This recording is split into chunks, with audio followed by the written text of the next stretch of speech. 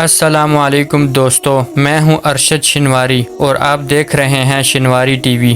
آج کی اس ویڈیو میں ایک ایسے شخص کا ذکر کیا جائے گا جو بنی اسرائیل کا رہنے والا تھا اور اس نے 100 انسانوں کو قتل کیا تھا۔ 100 قتل کرنے کے بعد آخر اسے توبہ کا خیال آیا، تو کیا اللہ نے اس کی توبہ قبول کی؟ آئیے اس ویڈیو میں جانتے ہیں۔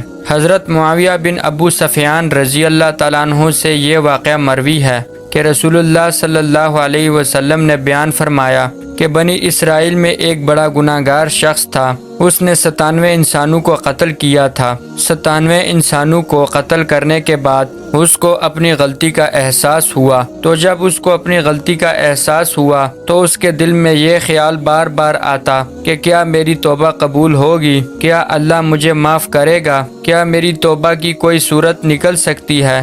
کیا میری بخشش ہوگی؟ اسی سوچ میں اپنی بستی سے نکل پڑا تو راستہ میں ایک شخص ملا اور اس کی خدمت میں عرض کی کہ میں نے کوئی برائی نہیں چھوڑی، یہاں تک کہ میں نے 97 انسانوں کو ناحق قتل کیا ہے۔ اب میں توبہ کرنا چاہتا ہوں، میں اپنے گناہوں پر شرمندہ ہوں، میں بہت پچھتا رہا ہوں۔ کیا میرے لیے توبہ کی کوئی راہ نکل سکتی ہے اور میری توبہ قبول ہو سکتی ہے؟ اس شخص نے کہا کہ تو نے 97 قتل کیے ہیں، تو بڑا گناہ گار ہے، اللہ تیری توبہ قبول نہیں کرے گا۔ اب تیرے رونے کا کوئی فائدہ نہیں اور تیرے پچھتانے کا کوئی فائدہ نہیں۔ یہ سن کر وہ گناہ گار شخص بڑا مایوس ہوا اور اسے بڑا غصہ بھی آیا، تو اس نے اسے قتل کر دیا اور اپنا سفر جاری رکھا۔ کچھ سفر طے کرنے کے بعد اسے ایک اور شخص راستے میں ملا اور اپنی سابقہ تمام برائیوں کو ذکر کر کے توبہ کی صورت دریافت کرنے لگا کہ کیا میری توبہ قبول ہو سکتی ہے؟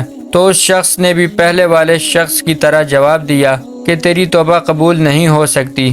تو اس شخص نے اسے بھی قتل کر دیا اور آگے بڑھا۔ ایک تیسرا شخص راستہ میں ملا اور اس کے سامنے اپنے گناہوں کا ذکر کیا اور اس شخص سے پوچھا کہ کیا میری توبہ قبول ہو سکتی ہے؟ تو اس شخص نے بھی اسے مایوس کر دیا۔ یہ سن کر اس نے تیسرے شخص کو بھی قتل کر دیا۔ اب اس شخص نے 100 آدمیوں کو قتل کر دیا۔ اس کے بعد قاتل وہاں سے چل پڑا اور ایک نیک آدمی سے اس کی ملاقات ہوئی اور اس نیک آدمی سے کہنے لگا کہ میں نے 100 انسانوں کو ناحق قتل کیا ہے، اب میں توبہ کرنا چاہتا ہوں۔ تو اس نیک آدمی نے کہا، جو شخص اللہ کی طرف رجوع ہوتا ہے تو اللہ بھی اس کی طرف رجوع ہوتا ہے اور اس کی پکار ضرور سنتا ہے۔ اس لیے میں تجھ سے کہتا ہوں کہ تو اب توبہ کر اور پھر اپنے اعمال درست کرنے کے لیے فلاں بستی چلا جا، وہاں نیک لوگ رہتے ہیں، یہ بستی گناہ گار لوگوں کی ہے، تو وہاں جا کر ان کے ساتھ اللہ کی عبادت کر۔ اس نیک شخص کی بات سن کر گناہ گار کو امید بندی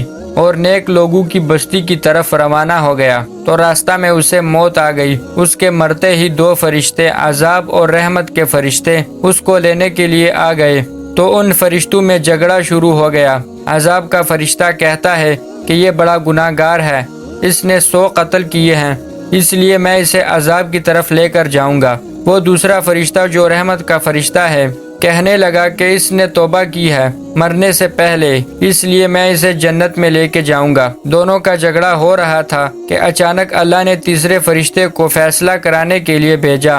اس تیسرے فرشتے نے یہ فیصلہ کیا کہ یہ شخص جہاں سے چلا تھا اور جس بستی کی طرف جا رہا تھا ان دونوں کا فاصلہ ناپ لو۔